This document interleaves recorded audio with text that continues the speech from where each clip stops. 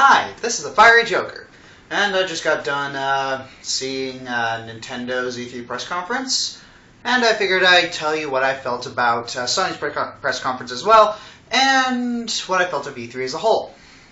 E3 as a whole, pretty disappointing, to be honest. Not a lot of big announcements were made, and there was nothing particularly really mind-blowing at each of the conferences.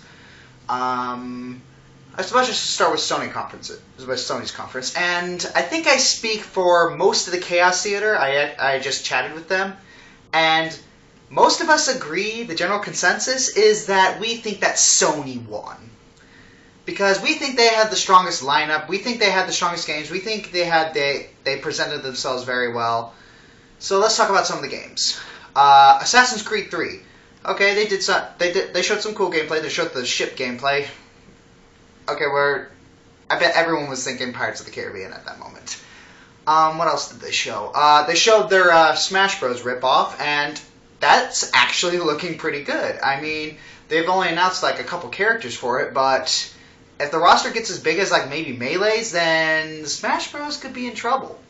You never know. It's like I'm looking forward to it. It looks like a fun game.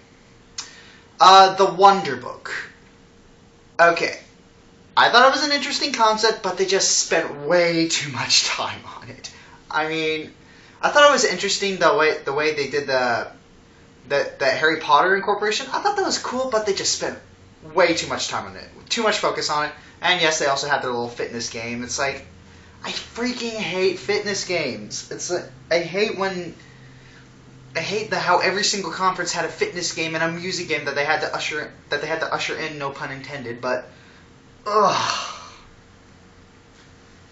It's like, I can't stand seeing those kinds of games. What else was there? There was that Beyond game. I really hope that doesn't turn out to be another Press X to Jason! So yeah, I really hope it's more interesting than, a bit more interesting than Heavy Rain was. Heavy Rain was still good, don't get me wrong. I liked it, and it was one of the few games to do quick time events right, because you constantly expected them. But yeah, it's like, sometimes there were things that got annoying in that. Anyways, oh yes, The Last of Us. Holy freaking cow, that game looks awesome. That game just looks incredible. I mean, it looks good. Like the graphics look good. The environments and visuals are just downright gorgeous. And correct me if I'm wrong, but I think we just got an AI partner that doesn't suck. Holy cow, and that was live gameplay too. It's like, that looks like a really, really interesting game. It's like, even though we've had like a ton of post-apocalyptic games, that one looks interesting. What else was there? The God of War. The God of War one. It's like, yeah, that looked like typical God of War. It's like, they said that there was multiplayer in this new God of War. Okay, mind showing it to us?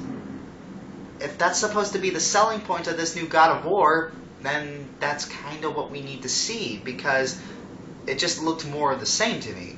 And God of War is good, don't get me wrong, but there was really nothing new or interesting in that, other than you fought an elephant guy. Yeah. Alright, and I suppose that's it about Sony's, and moving on to Nintendo's. Mediocre. Absolutely mediocre. They started off with Pikmin 3. Okay, good. That was good. You started off with Pikmin 3. Then you slowly went down the toilet with the announcement of New Super Mario Bros. Wii U. Okay. Look, Nintendo. I like Mario, okay? I've grown up with Mario. I eat up all the spin-offs. I eat up Mario. I ate up Mario as a kid, and I still do now. But I'm getting really sick of the copy and pasting you're doing of Mario lately. Super Mario Galaxy 2, New Super Mario Bros. Wii, and now we're getting 2 New Super Mario Bros. Games, New Super Mario Bros. Wii U, and New Super Mario Bros. 2. Nintendo, stop copy-pasting and stop milking Mario. You can't do that. It's just shameful. Absolutely shameful. And what else was there? There was that zombie U game. That looked pretty interesting. It's like it actually made use of the. It actually made some creative use of the Wii U controller, and that was pretty cool. What else was there? Just Dance 4. What else was there? Nintendo World. Meh. Just meh. It didn't look interesting, but it didn't look bad. It just looked meh.